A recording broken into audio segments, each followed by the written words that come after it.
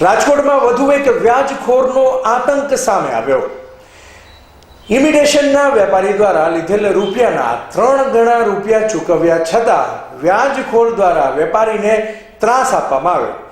કરણી સેનાના દિનેશસિંહ રાજપૂત ઉર્ફે દિનેશસિંહ ઠાકુર અને તેનો પુત્ર યશરાજ રાજપૂત, તુષાર પરમાર, નીરવ શુક્લા, હરેશ પારવાણી સહિતના વ્યાજખોરો દ્વારા વધુ વ્યાજની લાલચે વ્યાજખોરોએ વેપારીને માર મારી અપહરણ કર્યું હતું।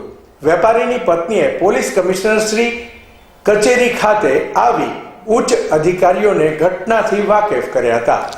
વ્યાજખોરો દ્વારા વેપારીની કરેલ અપહરણના સીસીટીવી ફૂટેજ વેપારીના પત્નીએ પોલીસ સમક્ષ જાહેર કર્યા છે। અહેવાલ સંજય પોપટ। શું નામ બેન તમારું? હેતલબેન।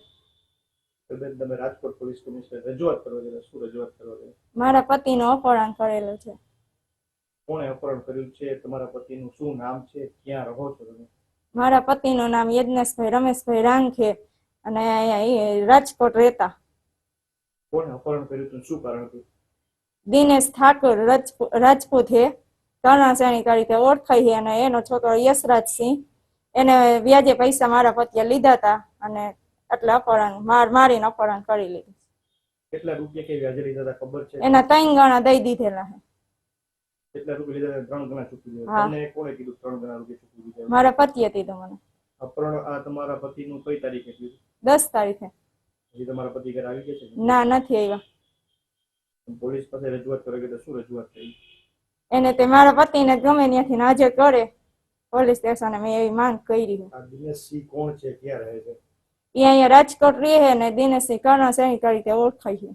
કરણી સેનામાં તમને કેમ ખબર પડી કે કરણી સેનામાં છે? એ આવતા ને મારતા ને ત્યારે મને એને કીધું હતું કે આ કર્ણસેણી તરીકે ઓળખી છે એમ। કે તમારા પતિ શેનો વ્યવસાય કરે છે? શેના માટે પૈસા લીધા? ઇમિટેશનના ધંધા માટે। ત્યારે તમારા પતિ સાથે તમારી કોઈ વાતચીત થઈ છે? છેલ્લે 15 તારીખે વાત થઈ હતી। શું વાત થઈ તમારા પતિ સાથે? મને એને આ દિનેશ ઠાકુર રાજપૂત રહ્યો ને કર્ણસેણી વાળો, એ મને મારીને અપહરણ કરી લીધું છે। તમે પોલીસમાં રજૂઆત કરી ત્યારે પોલીસે તમને અગાઉ ક્યારે આ બાબતે રજૂઆત કરી? હા, ક્યાં પોલીસ સ્ટેશન રજૂઆત કરવા ગયા? તાલુકા પોલીસ સ્ટેશન। શું કીધું હતું ત્યારે? તમને કોઈ પોલીસનો સાથ સહકાર મળ્યો? ના, ત્યારે અમને નથી મળ્યો। ત્યારે 3 આરોપી મારા પતિએ એની ઉપર કરેલો છે કેસ। કોણ કોણ 3 આરોપી? તુષાર પરમાર અને નીરવ શુક્લા અને હરેશભાઈ પારવાણી। એ કોણ છે 3 આરોપી? એ પણ વ્યાજનો ધંધો કરે છે? હા, એટલે આ દિનેશસિંહ સાથે જ છે કે અલગ છે? એને સાથે જ છે। એ પણ માર મારતા હતા? હા, કેટલી વાર તમારા પતિની રીતે માર માર્યો?